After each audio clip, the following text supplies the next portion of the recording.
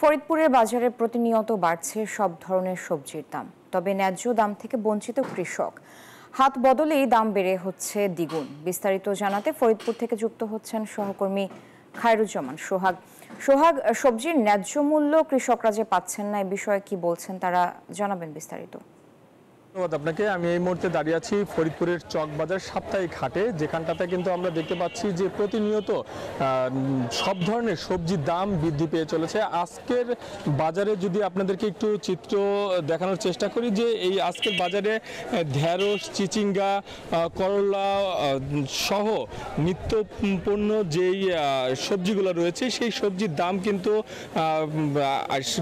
60 টাকা থেকে 80 টাকা প্রকারভেদে বিক্রি হচ্ছে। তবে আমরা আজ সকালে হাজী শরীয়তুল্লাহ বাজারে যে পাইকারি বাজার রয়েছে, সেখানে কিন্তু আমরা দেখেছি পটল 30 টাকা, ঢেঁড়স 30 টাকা, বেগুন 35 টাকা, এই দামে কিন্তু বিক্রি হচ্ছে।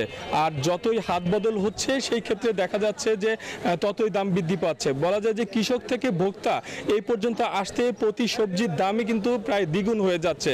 কৃষক এবং যারা সাধারণ ভোক্তা রয়েছে, তারা কিন্তু প্রতারিত হচ্ছেন বলে আমরা জানতে পেরেছি। তবে এই বিষয়ে কিন্তু বাজার মনিটরিং এর যে ব্যবস্থা, সেটি কিন্তু জোর দাবি জানানো হয়েছে ভোক্তাদের পক্ষ থেকে। জানতে পেরেছি 42 থেকে 45 টাকা করে বিক্রি হচ্ছে।